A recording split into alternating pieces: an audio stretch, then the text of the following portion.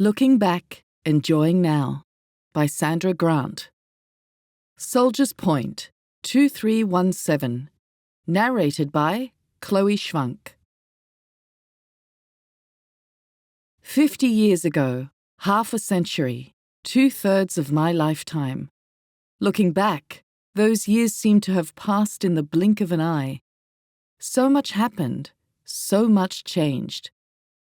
Back then, I always seemed to be focused on achieving goals, passing exams in order to gain entry to a degree course, completing that training, getting married, building a home, having a family. Items on a checklist to be ticked off while my life and the years ticked by. I cannot remember these achievements bringing me a sense of contentment because there was always another goal to chase. When I graduated and started teaching, I was excited to think that my training had finished, but the real learning came in the next 3 decades of my career, and as I developed new skills and found these to be successful, that brought the satisfaction that I had been looking for. The excitement of having my first perfect baby did not immediately make me a mother. There was so much to learn and more problems to solve.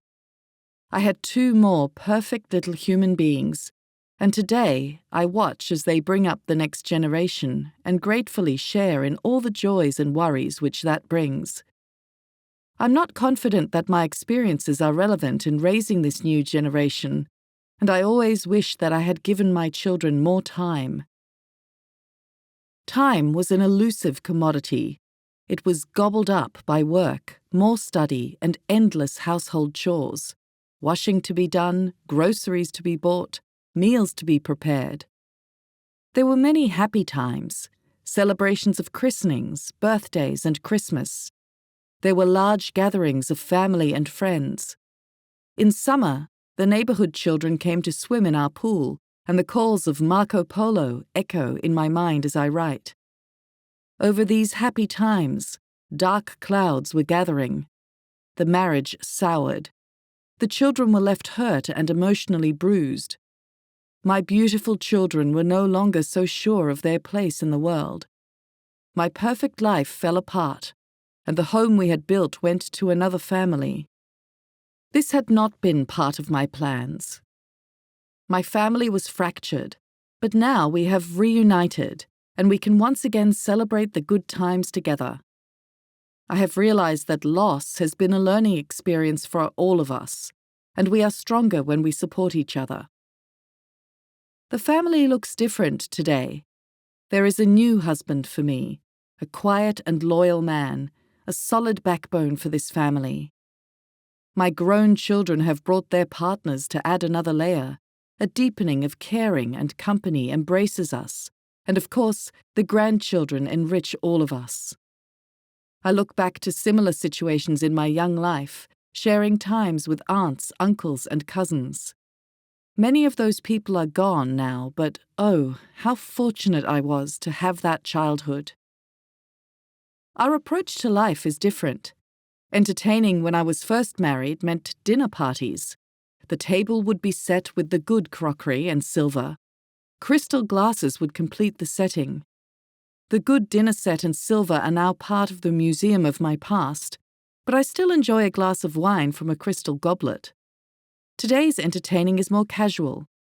I can relax knowing that when the family gathers around, a plain white plate is easily replaced if it gets broken, and everything, except my crystal glasses, can go in the dishwasher. The 70s was the era of fondue parties, and many laughs were shared over often too much cheap wine. Today, my alcohol intake is very conservative, and I carry water everywhere I go. We must all have been dehydrated in the olden days, because nobody carried water bottles around with them.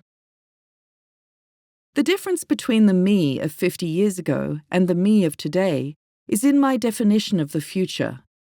The future in my youth meant attaining those big goals: career, marriage, and family. Now the future is today, and I revel in the small pleasures that each day can bring. A mug of coffee and homemade muffin on the deck as I read my current book, a phone call from a friend, completing the crossword puzzle. I no longer have a checklist of goals to achieve. I'm content to live in the moment. I enjoy watching the seasons change.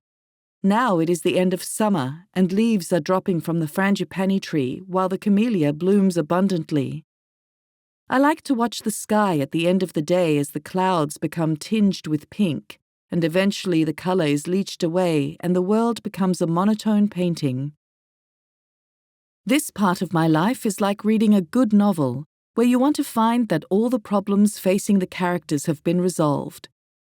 But you don't necessarily want the book to end. The end.